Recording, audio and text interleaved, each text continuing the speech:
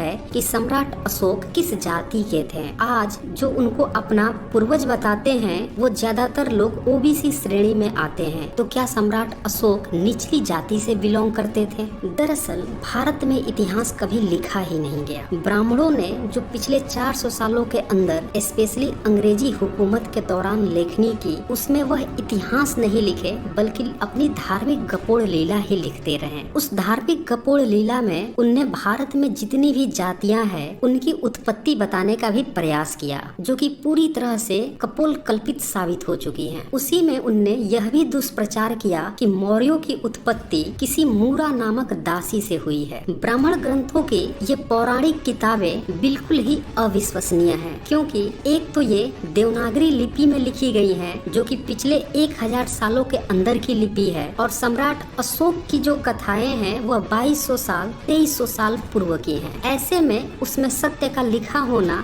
बहुत ही दुष्कर कार्य लगता है। दूसरी बात कि उसमें सम्राट अशोक या मौर्य काल के बारे में कुछ भी नहीं लिखा है, बल्कि सिर्फ मौर्यों की उत्पत्ति के बारे में डींगे हाँकी गई है ताकि उन्हें नीचा दिखाया जा सके। इसीलिए उसमें से सत्य का खोजना अपने आप में ही हास्यप्रद है। स्कंद पुराण में तो 11वीं सदी के रामानुजाचार्य का उल्लेख है। विष्णु पुराण में 1000 वर्ष पूर्व के आंध्र प्रदेश के कैंकिल राजाओं का वर्णन है। भविष्य पुराण में तो मुगल काल के साथ साथ अंग्रेजों के काल तक का वर्णन है। महारानी विक्टोरिया तक का इतिहास उसमें दर्ज है। ऐसे में इन फर्जी किताबों से आप सम्राट अशोक की जाति का पता अगर लगाने बैठे या मौर्यों का जाति का पता लगाने बैठे तो वह अपने आप में न सिर्फ हास्यप्रद होगा बल्कि पूरी तरह से भ्रमित और षड्यंत्रकारी भी साबित होगा। दरअसल पाली, प्राकृत और संस्कृत किसी भी भाषा के व्याकरण के अनुसार मूरा से मौर्य शब्द नहीं बनेगा। दरअसल मूरा नाम की दासी की कहानी मौर्य साम्राज्य को बदनाम करने के लिए, उनकी महानता को नीचा दिखाने के लिए ब्राह्मणवादी मानसिकता की उपज है। वास्तव में चंद्रगुप्त मौर्य, अशोक मौर्य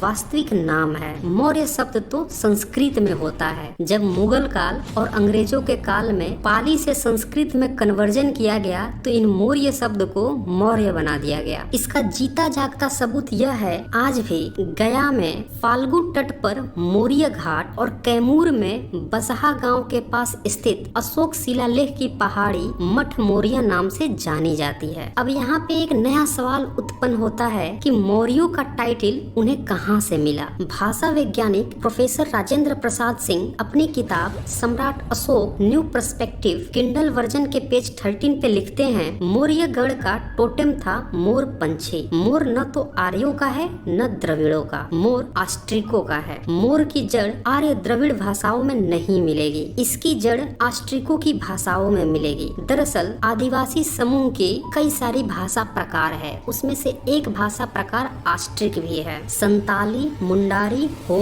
मोन, सबर, मलय आदि ऑस्ट्रिक भाषाएं हैं जो आदिवासी क्षेत्रों की भाषाएं हैं, और इन्हीं आदिवासी क्षेत्रों की भाषाओं में से यह मौर्य गण का नस्ल निकला है। तो इससे आप समझ सकते हैं कि जो टाइटल ही भारत की मूल आदिवासी भाषाओं से निकलकर आ रही है, इसका मतलब साफ है कि सम्राट अशोक और मौर्य नस्ल यहाँ के मूल निवासी राजा थे, जिनकी वंशजें आजकल ज्यादातर ओबीसी कैटेगरी में आती हैं। लेकिन यह बहुत ही दुर्भाग्यपूर्ण है कि वह अपने इतने महान सम्राटों के सम्राट का गौरवशाली इतिहास भूलकर ब्राह्मणवादी काल्पनिक कथा कहानियों में राम का पुत्र समझ के खुद को कल्पना में ही खोई हुई हैं, और जिनने इनके पूर्वजों की संस्कृति को विध्वंस किया उन्हीं की काल्पनिक कथाओं में अपना इतिहास खोज रही हैं। सम्राट अशोक के बारे में